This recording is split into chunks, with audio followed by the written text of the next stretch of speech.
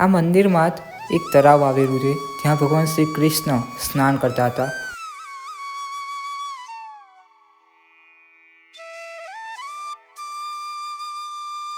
Good morning. તો આજે આપણે આશાપુરી માતાજી મંદિરે જવાના છે. આઈ એમ શ્યોર કે આ મંદિર તમારા નામથી ઘણા ઓછા લોકોએ જોયું હશે. તો આપણે જઈએ. તો આપણે આ મંદિર આણંદ જિલ્લાના સોજિત્રા તાલુકામાં આવેલું છે અને આ મંદિર પીપળાવ ગામમાં આવેલું છે. તો તમે ત્યાંથી બસ કે ટ્રેન દ્વારા પહોંચી શકો છો. આમ તો ઘણા આશાપુરી માતાજીના મંદિર આવેલા છે, પરંતુ આ કંઈક વિશેષ છે.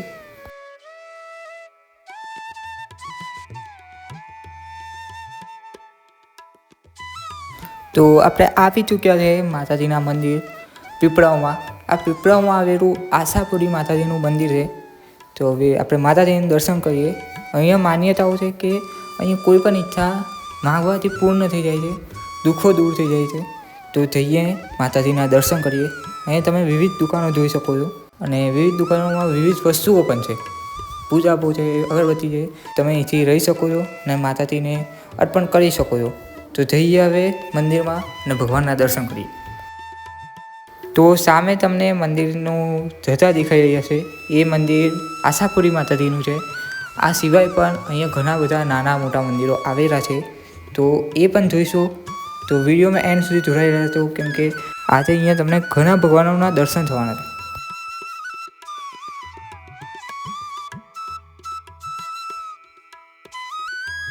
તો બહારથી મંદિર કંઈક આવું દેખાય છે. ખૂબ સુંદર એવું ગેટ છે, શુભ્રાભર કરેલું છે, માતાજીનું ત્રિશૂળ પણ દોરેલું છે. તો હવે આપણે માતાજીના દર્શન કરીએ અને એમના ઇતિહાસ વિશે પણ આપણે આ વિડીયોમાં જાણવાના છે. તો વિડીયો અંત સુધી જોશો અને લાઈક એન્ડ સબસ્ક્રાઈબ જરૂર કરી દેજો, કેમ કે આવા જ વિડીયો આ ચેનલ ઉપર હંમેશા આવતા રહે છે. તો સબસ્ક્રાઈબ કરી દેજો, લાઈક કરી દેજો. નાના ઇતિહાસ વિશે પણ આપણે જાણવાના છે આ મંદિરના. તો હવે અંદર જઈને માતાજીના દર્શન કરીએ.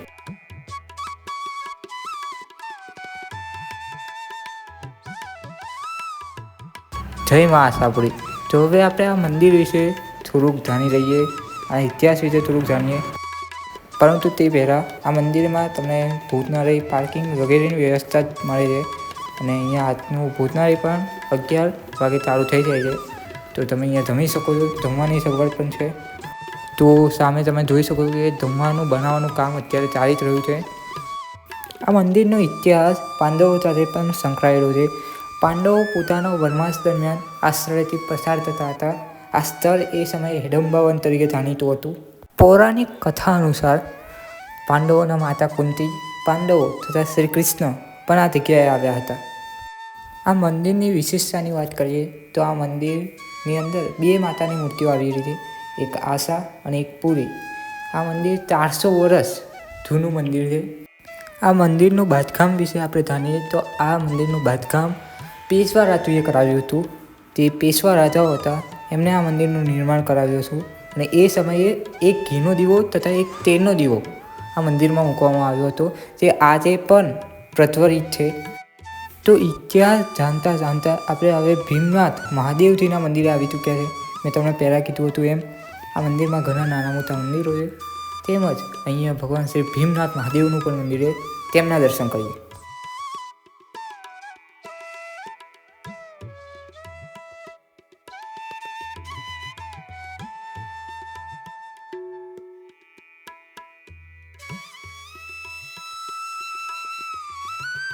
તો ઇતિહાસની દોડમાં આપણે આગળ વધીએ તે પહેલાં અહીં બીજું એક મંદિર છે ભગવાન શ્રી હનુમાનજીનું. તો તેમના પણ દર્શન કરીએ.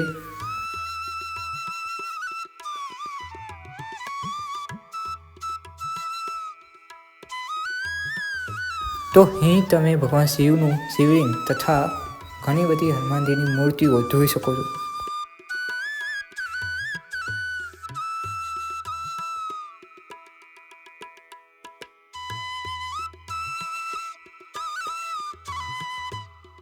તો હવે આપણે ભગવાન શ્રી ગણેશના પણ દર્શન કરી લઈએ.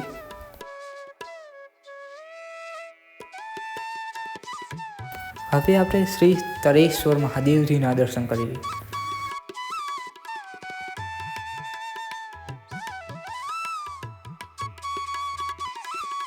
તો ચાલો હવે ખોડિયાર માતાજીના પણ દર્શન કરી લઈએ અને ભગવાન શિવ ટોટેશ્વર મહાદેવજીના પણ દર્શન કરી લઈએ.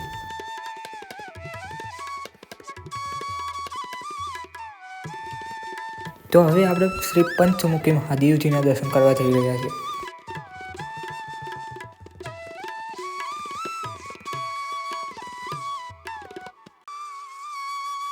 ભાદરવા સુદ આઠમ એ દિવસે માતાજીનું પ્રાગટ્ય તેમના મૂર્તિની સ્થાપના આ મંદિરમાં કરવામાં આવી હતી. આ માટે જ જ્યારે પણ આઠમ હોય છે ત્યારે અહીંયા ઘણો મોટો મેળો યોજાવામાં આવે છે.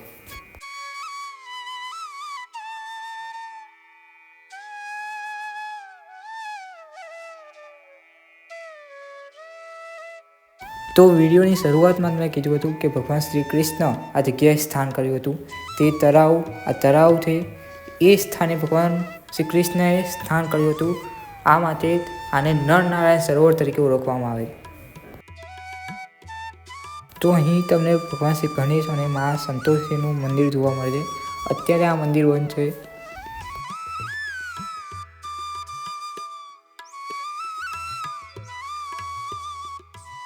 જો તમે પણ આ વિડીયો અત્યાર સુધી જોયો હોય તો સબસ્ક્રાઈબ જરૂર કરી દેજો અને આ જગ્યા માટે એક લાઈક પણ જરૂર કરી દેજો અને કોમેન્ટમાં લખી દેજો જય મા આશાપુરી. સાથે જો વિડીયો સારો લાગ્યો તો શેર પણ કરી દેજો. તો હું તમને મળું એક નવા વિડીયો સાથે, એક નવી જગ્યાએ, એક નવા મંદિર સાથે, એક નવી ફિલિંગ સાથે.